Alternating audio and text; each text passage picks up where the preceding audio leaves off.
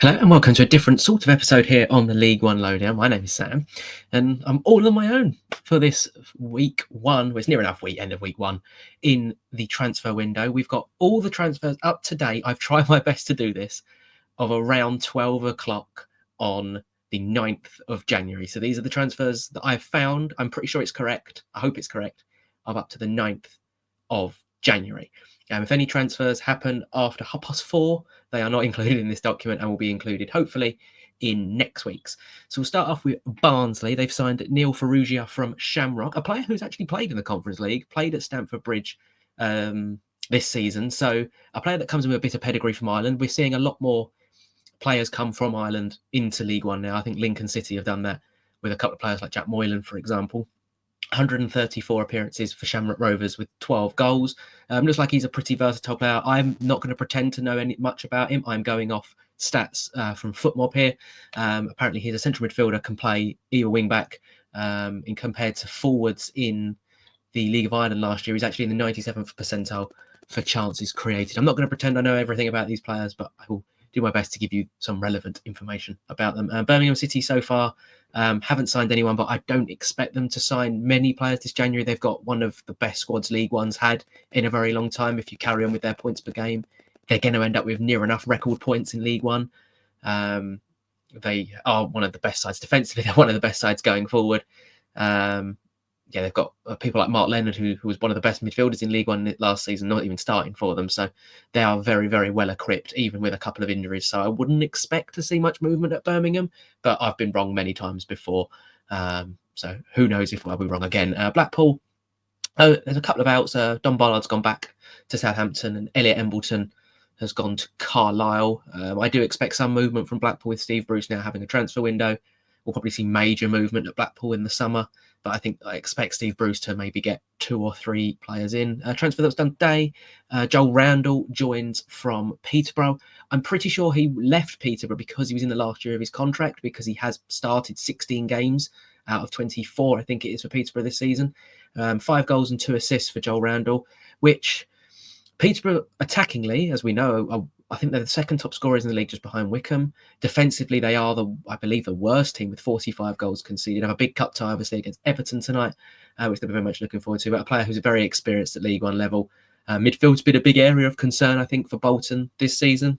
Teams playing through them too easily. Joel Randall adds more creativity to the side as well. So he ever could go back to the system he so famously has used the past couple of seasons with 110 and 2 strikers. So Joel Randall fits that bill perfectly. So a very good League One signing, I think, Joel Randall. Bristol Rovers, they've signed Romain Sawyers. He was at Wimbledon for the start of the season. Again, I think he's 33 years old now, Championship experience, League One experience, League Two experience, an experienced midfielder. Inigo Calderon's first signing as well. I would expect to see a couple more with Jake Garrett going and Michael Forbes being recalled to West Ham. So I know they're in the market for a centre-half, Bristol Rovers, ball-playing centre-half, so I would expect some more movement there.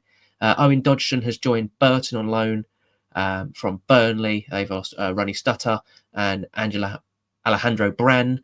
I don't know much about Owen Dodgson other than I believe he's a fullback. Gary Bowyer's first signing as Burton looked to clamber their way out of the relegation zone. Cambridge, nothing to note so far. I expect their business to be later on in the window with a couple of loan signings coming in. Charlton today rejected a bid from Wycombe for Lloyd Jones. We'll get on to Wycombe in a bit. But the main thing for Charlton, I think, this January is keeping hold of their manager, Nathan Jones, with the news that Rob Edwards has been set. So nothing to report at Charlton. Crawley have signed Ben Radcliffe from Derby. He was on loan at Gateshead at the start of the season. A centre-half who has been a big part of how good Gateshead have been this season in the National League. It's a big step up, a bit like Charlie Barker's step up from the National League to League One. It may take a little bit of time to adapt, but 20 years old. So I expect he will improve as the season goes on. But for Crawley, they probably need players that are ready right now. But recruiting them players, as we know, in January is incredibly challenging. Exeter, nothing to note. Huddersfield have got signed Ruben Ruxon, a left wing back, basically to replace Headley, who went to Port Vale.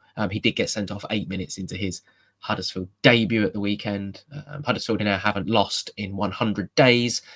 So they are fully motoring and really have become competitive very quickly and have narrowed the gap to the top 2. So we're kind of getting a 4-way fight at the top of League One. Kieran Phillips has joined Ross County, Cian Harriott to Fleetwood, and Echo Solomon on loan to Harrogate. Leyton Orient, no ins and no outs so far. I would expect a winger within the next week to join Orient. Ethan Williams and Ovi Ajaria have been linked in the past week. Lincoln, only Rob Street has gone out on loan to Doncaster. He's had a pretty torrid start to his days at Lincoln. I don't think he's actually scored a goal yet. He did score on his Doncaster debut with the ball, actually, I think skimmed off him. So a good start for his life at Doncaster, can only be good for his confidence. Mansfield, nothing to note so far. Northampton have signed Liam Shaw from Fleetwood. Fleetwood have had a Max Exodus near enough in January. I wasn't sure on Liam Shaw. He wasn't the best at Fleetwood this season with just a 6.4 average rate, 9-11 games. He was pretty poor at Wigan last year, can play centre-half and centre-mid. But Kevin Nolan got his first signing in, an undisclosed fee as well, which was quite surprising, considering I don't think Northampton have the biggest budget in the league. For Peterborough, they've replaced the Sam Curtis, who was recalled by Sheffield United, with Carl Johnston from Fleetwood. He has League One experience, but he's a typical sort of Peterborough signing from a lower league, 22 years of age, lots of time to grow. He was probably one of the standout performers for Fleetwood last season in a team that did struggle. Apparently that fee is a six-figure fee, and obviously they've lost Joel Randall to Bolton, as we've previously mentioned. Reading have just lost Kem Campbell. His loan has expired and he's gone back to Wolves. I would expect more players to leave Reading and come in January. Harvey Nibb has been linked with the Championship. Sam Smith's been linked with the Championship. Lewis Wing's always going to have interest. Reading's biggest hope is to just keep hold of their players maybe into the summer, hopefully get a new owner, but I can't see many incomings coming in at Reading. Rotherham, Jamie McCart has gone to Hearts. Joseph Hungbo, who we'll get onto later, has actually been recalled by Nürnberg and gone to Wigan. And Detlef Esapart Ozong has gone back to Nottingham Forest. I would expect a couple in at Rotherham, given where they are in the table. Steve Evans is fiddling with systems at the moment, trying to I think he's still trying to find his best team at the moment, the best way to get his team going. So I would expect to see a couple in. Same with Shrewsbury. Gareth Ainsworth knows exactly what he wants from a team. He usually builds an experienced squad that's not very youthful, so I would expect a couple of experienced signings in at Shrewsbury in January, but they've not got any in so far. Same with Stevenage. They've only lost Aaron Presley on loan to Barrow, and that was done today as well. Stockport have signed the Swedish striker Benoni Brecki Andersson. I don't know anything about him. I believe he's gone into the under-21s or B team.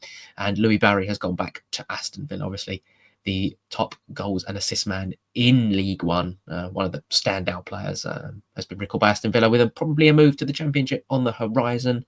Wigan have been rather busy so far, adding some much needed firepower. Josh Robinson joins from Arsenal for an undisclosed fee, centre-back. One of the worst transfer videos with him putting water in before the juice. Joseph Hungbo, as we mentioned, who was on loan at Rotherham, was on loan at Huddersfield last season and played a variety of forward positions. So Wigan are adding some firepower to their team. One of the league's lowest scorers for an undisclosed fee, and Will Goodwin joins on loan from Oxford. Barely had a sniff in the Championship this season. Obviously was at Cheltenham Town last season, and was to be honest, considering they didn't really score goals, Cheltenham, he was one of the standout players before getting his move to Oxford. And then Wigan have sold Josh Stones to York City for a rumoured fee of 350 grand. Don't know how true that is. And Calvin Ramsey went back to Liverpool.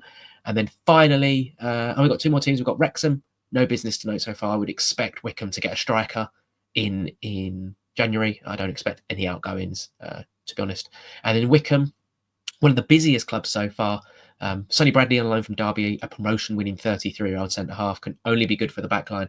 And then the one that's mainly interested me is Anders Hagelskar from Mulder, another player that's played in the Conference League. If you go off value on FootMob, he's €750,000.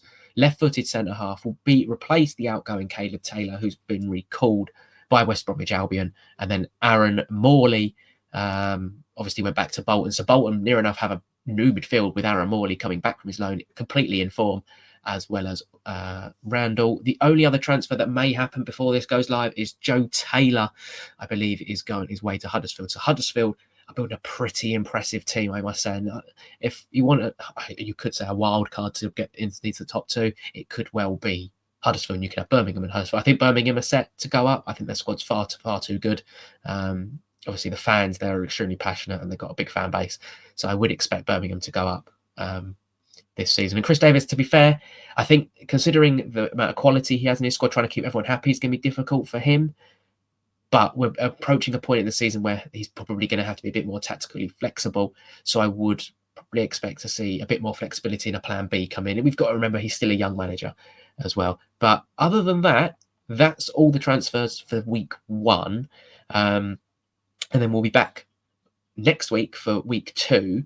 And I'm going to have to mark these ones off that we've spoken about them. But if you like to see this content, leave a like. Let us know in the comments what your club needs this January. And thank you everyone for watching this quick transfer roundup for League One. Make sure you subscribe to the channel if you like this, so you don't miss an upload or a podcast from us. And thank you everyone for taking the time to watch.